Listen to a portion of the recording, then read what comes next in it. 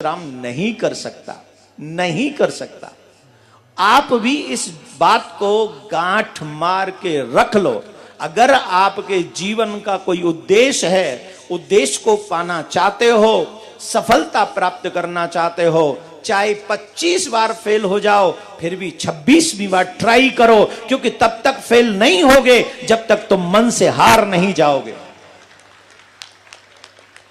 और जिस दिन मन से पहली हार में हार जाओगे तो तुम कभी जीत नहीं सकोगे। चींटी पहाड़ चढ़ती है, 20 बार गिरती है, 21वीं बार चढ़ जाती है, तो तुम चींटी से तो बड़े हो, चींटी से बड़े हो। और उस देश को, उस शब्द को, उनके उस सूत्र को याद रखो, राम काज कीन्हे बिन मोहि कहां विश्राम।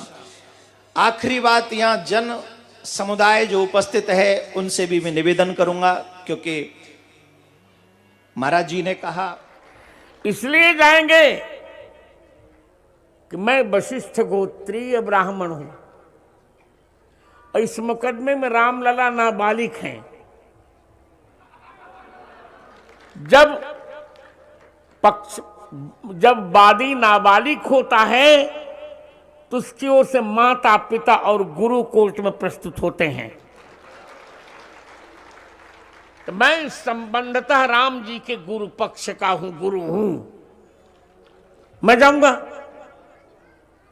और कोर्ट में गया मैं मित्रों, मुझे चुप कराने के लिए विपक्षियों ने विपक्षी वकील को $45,000 दिया था, विदेशी अमेरिकन डॉलर। पर आप लोगों का पुण्य था, जो वकील सामान्य लोगों उसको बहुत बुखार आ गया, बूढ़े को। उसने बहुत सेवा की, जैसे मतलब माता अपने बच्चे की सेवा करती है, ऐसे सब सेवा की उस जवान ब्राह्मण ने। बड़ा द्रवित हुआ बूढ़ा ब्राह्मण, धनी ब्राह्मण था वो। तो गोपाल जी के दर्शन जब करने गया तो उसने कहा, बेटा तुमने बहुत सेवा की है, तुम्हें क्या दे सकता हूं? मेरे एक बेटी है, बहुत सुंदर है बेटी, और बहुत धन संपत्ति है, मैं तुम्हें दूंगा। बोले देखो बाबा, तुम तो यहां बोल रहे हो, घर में तुम्हारे जवान लड़के हैं, हमारी पिटाई करेंगे। बोले हम गोपाल जी को साक्षी करके कहते हैं कि अपनी बेटी का ब्याह तुम्हारे से करवा दूंगा और संपत्ति भी दूंगा। बात हो गई।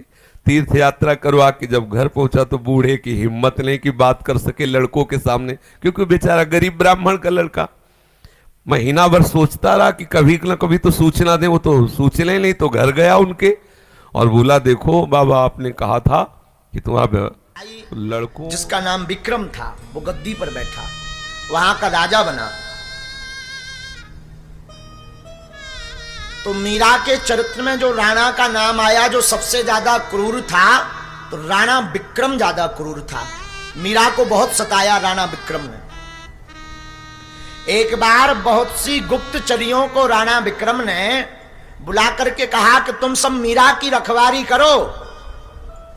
मीरा के पास कोई साधु आवे या वो रात को किसी से मिले तो मुझे बताओ, मैं तलवार से उसका सिर काट दूंगा। क्योंकि राणा विक्रम को और बाकी परिवार वालों को यह संदेह था कि मीरा पर पुरुष का संग करती है। गुप्तचरियों को लगा दिया। कुछ गुप्तचरियां मीरा के पास आई।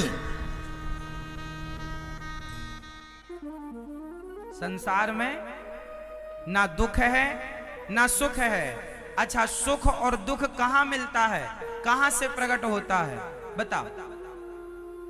सुख दुख बाहर का विषय नहीं है, चित्त की बात है, मन की बात है। आपके मन ने मान लिया, आपके मन ने स्वीकार कर लिया, आपके मन की हो गई तो सुख है, और आपके मन की नहीं हुई तो दुख है। संसार में मन लगा है यही दुख है, भगवान में मन लग गया यही सुख है। सिंपल परिभाषाएं।